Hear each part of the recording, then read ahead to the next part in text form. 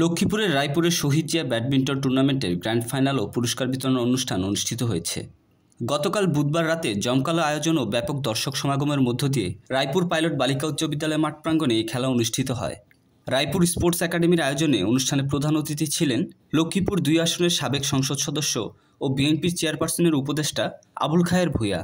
এ সময় আরও উপস্থিত ছিলেন রায়পুর উপজেলা বিএনপির সদস্য সচিব শফিকুর রহমান ভূঁইয়া, সাবেক সভাপতি অ্যাডভোকেট মনিরুল ইসলাম হাওলাদার, পৌর বিএনপির আহ্বায়ক এবিএম জিলানি, সদস্য সচিব শফিকুল আলম আলমাস, পৌর বিএনপির সিনিয়র যুগ্ম আহ্বায়ক ভূঁইয়া কামাল রায়হান, উপজেলা বিএনপির সিনিয়র যুগ্ম আহ্বায়ক সালে আহমদ, রায়পুর থানার officer in charge OC Nizamuddin Bhuiyan, সাবেক ভিপি নজরুল ইসলাম লিটন, পৌর বিএনপির যুগ্ম আহ্বায়ক আনিসুল হক, সাবেক ছাত্রনেতা অ্যাডভোকেট আকবর হোসেন আরমান, উপজেলা স্বেচ্ছাসেবক দলের আহ্বায়ক শারিয়ার ফয়সাল, ছাত্রদল আহ্বায়ক মাহফুজুর রহমান হৃদয় সহ বিএনপি ও সহযোগী সংগঠনের নেতাকর্মীরা।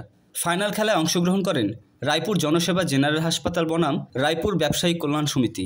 খেলায় রায়পুর ব্যবসায়ী কল্যাণ সমিতি বিজয়ী ও জনসেবা জেনারেল হাসপাতাল রানার্স আপ ট্রফি অর্জন করেন। পরে বিজয়ীদের হাতে পুরস্কার তুলে দেন লক্ষ্মীপুর 2 আসনের সাবেক এমপি আবুল খায়ের ভূঁইয়া। সঙ্গীত অনুষ্ঠানে নাচ গান হবে, বিভিন্ন আমাদের বাংলাদেশে ঐতিহ্যবাহী বিভিন্ন খেলাধুলার সেই সংস্কৃতি আছে, এগুলো তুলে ধরার জন্য এখানে সবাই যদি এগিয়ে আসে আমরা তাদেরকে সর্বাত্মকভাবে সাহায্য সহযোগিতা করব। কিন্তু কোনো অসামাজিক এই সমস্ত কর্মকাণ্ডের সাথে যেভাবে যারা জড়িত থাকবে তাদের করুণ পরিণতি ভোগ করতে হবে। ইতিমধ্যে আমরা বিভিন্ন জায়গা থেকে এই ধরনের শুদ্ধি অভিযান শুরু করছি, আপনি আমাদেরকে সাহায্য সহযোগিতা করবেন।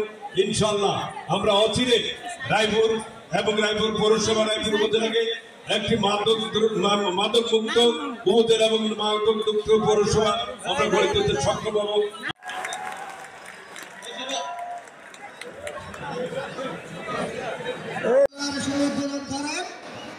এবং আজকের পুরস্কার বিতরণ অনুষ্ঠানের মাননীয় লক্ষ্মীপুর 2 আসনের সাবেক সংসদ সদস্য। এখানে ক্লাস হয় না, ভাঙি পড়লে আপনি দুর্ঘটনার শিকার হবেন। কর্তৃপক্ষ কিন্তু